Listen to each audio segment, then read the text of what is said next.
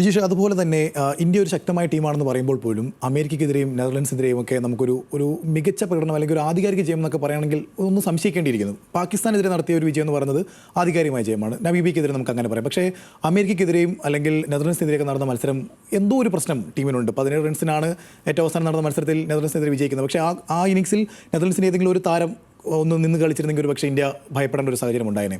ശരിക്കും എന്താണ് നമ്മുടെ 11 ഒരു പ്രശ്നം? എന്തോ ഒരു പ്രശ്നം, എല്ലാവരും ഫോമിലാണ്, പക്ഷേ എന്തോ ഒരു പ്രശ്നം. എനിക്ക് അതൊരു സത്യത്തിൽ മികച്ച ടീമാണ് എന്നുള്ള കാര്യത്തിൽ തർക്കമൊന്നുമില്ല. നമുക്കറിയാം എല്ലാവരും ഫോമിൽ. ആരാണ് ഇതിൽ ഫോം ഔട്ട് എന്ന് ചോദിക്കേണ്ടി വരും. ഇപ്പോൾ സഞ്ജുവിൻ്റെ കാര്യത്തിൽ പോലും നമ്മൾ ഫോം ഔട്ട് പറഞ്ഞ് ഏറ്റവും അവസാനം സഞ്ജുവിന് ഒരു അവസരം കിട്ടിയപ്പോൾ അദ്ദേഹം 8 പന്തിൽ 22 റൺസ് അടിച്ച് അദ്ദേഹത്തിൻ്റെ ഫോമിലേക്ക് അദ്ദേഹം തിരിച്ചു വരുന്നു എന്നൊരു സൂചന അദ്ദേഹം നൽകുകയും ചെയ്തു. അഭിഷേകിൻ്റെ കാര്യത്തിൽ നമ്മൾ ഈ പറഞ്ഞതുപോലെയാണ്.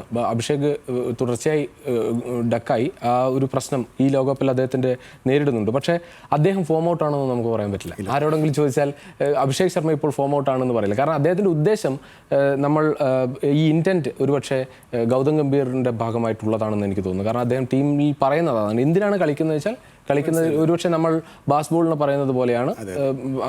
ഇംഗ്ലണ്ട് പരീക്ഷിച്ച ആ ഒരു സംഭവം നമ്മളുടെ 2020 ടീമിൽ ഒരുപക്ഷെ ടോപ്പ് ഓർഡറുള്ള ബാറ്റർമാർ ആ അർത്ഥത്തിൽ കളിക്കുന്നു തോന്നുന്നു. കാരണം അവർ വരുന്നു, കളിക്കുന്നു, കിട്ടിയാൽ കിട്ടി, പോയാൽ പോയി എന്നുള്ള അവസ്ഥയാണ്. പിന്നെ പിന്നിൽ വരുന്ന ആളുകളെ ട്രസ്റ്റ് ചെയ്യുക. കാരണം അവിടെയും ആളുകൾ നിൽക്കുകയാണ്. നിങ്ങൾ തന്നെ ഇവിടെ ഒരു 10 പന്തിൽ 12 റൺസ് എടുത്ത് നിങ്ങൾ ഇവിടെ നിൽക്കേണ്ട കാര്യമില്ല. നിങ്ങൾ പെട്ടെന്ന് പോയാൽ പുറകെ ആളുകളുണ്ട്. ആ അർത്ഥത്തിലാണ് ഇന്ത്യൻ ടീം കാണുന്നത്. അതുകൊണ്ടാകാം ഈ ബാറ്റർമാർ ഈ രീതിയിൽ ബാറ്റ് ചെയ്യുന്നത്. പക്ഷേ ഈ മനീഷ് ഇപ്പോൾ പറഞ്ഞതുപോലെ ഏതെങ്കിലും ഒരാൾ പരാജയപ്പെട്ടാൽ തീരുന്ന അവസ്ഥയിലാണ് ഇന്ത്യയുടെ കഴിഞ്ഞ മത്സരങ്ങളൊക്കെ. ഉദാഹരണത്തിന് അമേരിക്കയ്ക്കെതിരെ സൂര്യകുമാർ യാദവ് അങ്ങനെ ഒരു ഗംഭീര പ്രകടനം നടത്തിയില്ലായിരുന്നുവെങ്കിൽ നമ്മൾ അങ്ങനെയും കൂടി ചിന്തിക്കുമല്ലോ.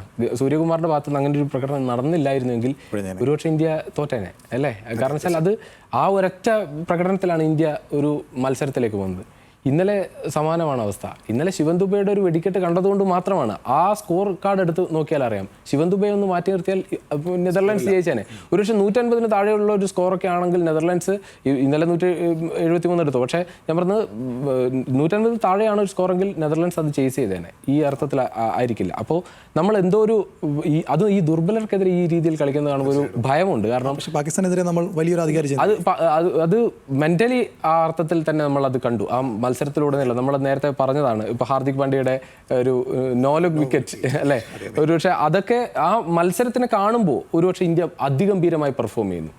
എനിക്ക് തോന്നുന്നു ഈ നമ്മൾ ഈ ചെറിയ ടീമുകളായതുകൊണ്ട് ഇങ്ങനെയൊക്കെ മതി എന്ന ഒരു മാനസികാവസ്ഥ ആണോ ഒരുപക്ഷെ ഈ കളി ഈ അർത്ഥത്തിൽ പോകുന്നതെന്ന് മനസ്സിലാകുന്നില്ല. പക്ഷേ അമേരിക്കക്കെതിരെയും നെതർലൻഡ്സിനെതിരെയും കളിച്ച കളി അത് നിരാശപ്പെടുത്തുന്നതാണ്. സത്യത്തിൽ നമീബിയക്കെതിരെ കളിച്ച കളി നിരാശപ്പെടുത്തുന്നതാണ്. നമീബിയക്കെതിരെയെങ്കിലും ഇപ്പോൾ ഇന്ത്യ നമ്മൾ 300-അടുത്ത് സ്കോർ പല തവണ ചെയ്ത 297 ടോപ്പാണ്. അപ്പോൾ ആ അർത്ഥത്തിൽ സ്കോർ ചെയ്ത ആളുകളാണ്. അപ്പോൾ ഈ ലോകകപ്പിൽ അമേരിക്ക, നമീബിയ, നെതർലൻഡ്സ് ഉള്ള ഗ്രൂപ്പിലേക്ക് ഇന്ത്യ വരുമ്പോൾ നമ്മളുടെ തുടക്കത്തിലേയുള്ള ചർച്ച 300+ എപ്പോൾ വരും എന്നുള്ളത് മാത്രമാണ്. ശരിയാണ്, ആ സ്കോറിലേക്ക് വരും. അല്ലെങ്കിൽ ബാറ്റർമാർ മൊത്തം അവർക്ക് ഫോമിലേക്ക് വരാനുള്ള, അപ്പം നമ്മൾ തന്നെ കരുതി എന്താണ് സഞ്ജു സാംസൺ ഫോമിലേക്ക് വരാനുള്ള ഒരു അവസരം ഗ്രൂപ്പ് ഘട്ടത്തിൽ ഉണ്ടാകും. അല്ലെങ്കിൽ മറ്റ് ഒരു വെടിക്കെട്ട് നമുക്ക് അത് ആർത്ഥത്തിൽ കാണാം. സൂപ്പർ 8ലേക്ക് വരുന്നതിന് മുമ്പ് ഇന്ത്യ ആ തരത്തിലൊരു പ്രകടനം നടത്തുന്നതൊക്കെ പ്രതീക്ഷയായിരുന്നു നമുക്കുണ്ടായത്. പക്ഷേ അത് ഗ്രൂപ്പ് ഘട്ടത്തിൽ ഉണ്ടായില്ല.